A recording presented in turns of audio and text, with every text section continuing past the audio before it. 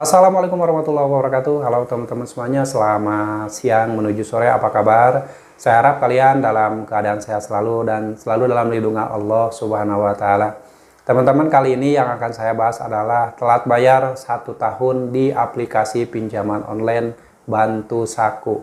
Walaupun saat ini lagi banyak yang membahas, yang lagi tren, yaitu Aku Laku Pay Later diblokir.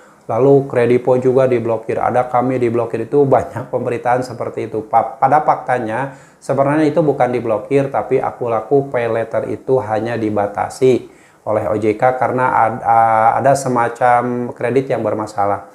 Dan kali ini yang akan saya bahas adalah telat bayar lebih dari 1 tahun di aplikasi pinjaman online Bantu Saku. Nah, buat teman-teman yang saat ini mempunyai utang di Bantu Saku, belum bisa membayarkan karena ketidakmampuan untuk membayar, karena perekonomian kalian lagi hancur, silakan kalian bisa menuliskan pengalaman kalian di kolom komentar agar teman-teman yang lain juga bisa tahu pengalaman kalian, apa saja yang terjadi ketika telat bayar di aplikasi pinjaman online Bantu Saku. Dan ini yang akan saya bahas adalah pengalaman teman-teman saya dan juga pengalaman saya pribadi dulu ketika pernah menggunakan aplikasi Bantu Saku. Nah, perlu kalian tahu, aplikasi pinjaman online Bantu Saku ini sudah terdaftar di Otoritas Jasa Keuangan. Dan ketika kalian meminjam uang di Bantu Saku, itu tenornya ada yang 30 hari, ada yang 60 hari, ada yang 90 hari. Tetapi periode pembayarannya itu per 14 hari sekali. Jadi ketika kalian meminjam uang 1 juta rupiah di aplikasi Bantu Saku, dalam waktu 14 hari kalian harus mengembalikan 80% dari pinjaman kalian. Setelah itu sisanya dikirimkan periode ke 30 hari ataupun sisanya di periode berikutnya. Pokoknya ketika kalian meminjam uang di aplikasi pinjaman online Bantu Saku itu periode pembayarannya per 14 hari sekali. Walaupun tenor yang ditawarkan ada yang 30 hari, 60 hari, sampai 90 hari. Jadi buat kalian yang saat ini mungkin belum pernah meminjam uang di Bantu Saku, sebaiknya berhati-hati karena ada tenor atau periode pembayaran yang sangat singkat. Ketika periode pembayaran 14 hari sekali, itu bunganya bisa lebih besar dan kalian akan dikenakan semacam biaya layanan lain yang bisa timbul ketika kalian pencairan atau meminjam uang di pinjaman online Bantu Saku. Nah, bagaimana ceritanya atau apa saja yang terjadi ketika kita telat bayar lebih dari 1 tahun di pinjol Bantu Saku?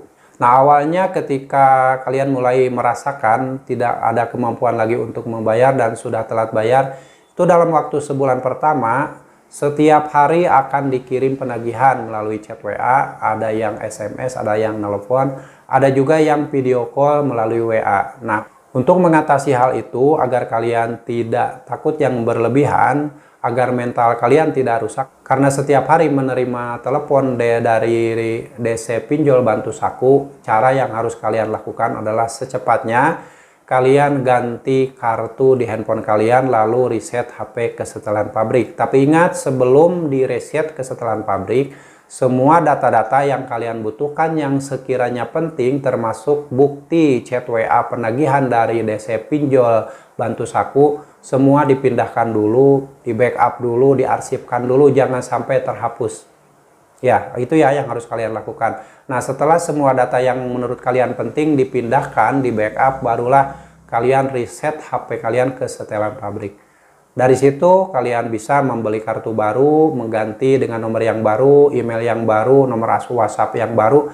Itu tujuannya agar menghentikan semua teror yang dilakukan oleh DC Pinjol Bantu Saku yang berpotensi merusak mental kalian. Itu caranya ya. Jadi dari situ kalian bisa fokus untuk bekerja, fokus mencari uang untuk kehidupan kalian, minimal untuk bisa kalian hidup. Jangan dulu memikirkan penagihan-penagihan dari DC Pinjol Bantu Saku, lupakan semua tentang pinjaman online Bantu Saku.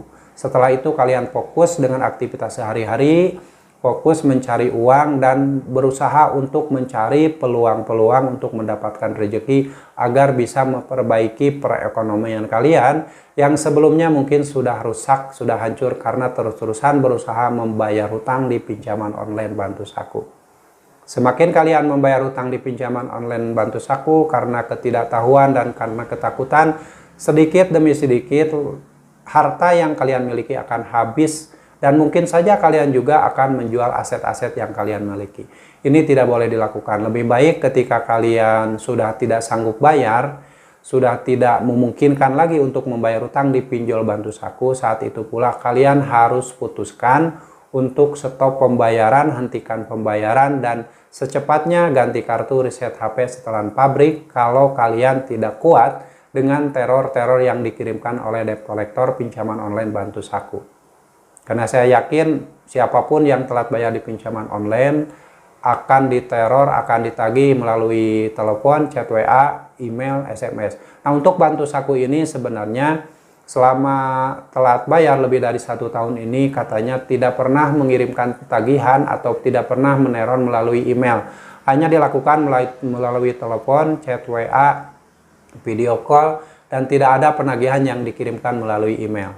Ini yang perlu kalian ketahui, jadi tetap kalian tenangkan diri.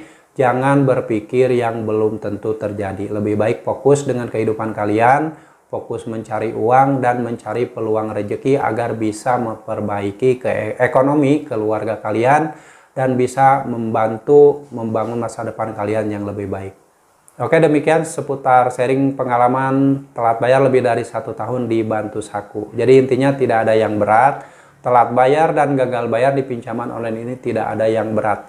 Yang berat itu adalah isi pikiran kalian, isi dari hati kalian yang memikirkan sesuatu yang belum tentu terjadi, akhirnya membebani pikiran kalian dan bisa berpotensi melakukan perbuatan yang di luar akal sehat. Seperti sebelum-sebelumnya pernah ada kejadian orang yang mengakhiri hidup, itu karena mentalnya tidak kuat, ketakutan yang berlebihan karena diteror melalui chat WA dan telepon oleh debt collector pinjaman online. Padahal itu hanya sebuah penagihan dan teror yang tidak pernah terbukti. Hanya ancaman saja, tidak pernah ada buktinya.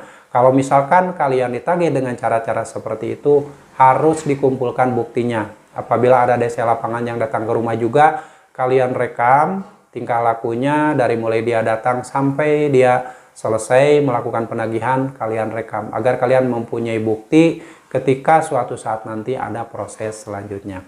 Oke, semoga sharing ini bermanfaat, dan buat teman-teman yang saat ini sedang kesulitan ekonomi, sedang dihadapkan dengan penagihan-penagihan dari debt collector pinjaman online Bantu Saku, saya harap kalian tetap tenang, tetap kuatkan mental kalian, jangan memperlihatkan rasa takut, dan buang pikiran-pikiran tentang pinjaman online. Lebih baik kalian berserah diri sama Allah, meminta bantuan sama Allah, memohon ampun sama Allah, dan memohon agar dimudahkan rezeki kalian oleh Allah Subhanahu wa Ta'ala.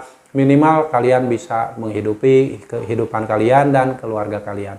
Ingat, pertolongan Allah itu bisa datang tanpa kalian duga dan tanpa kalian sangka.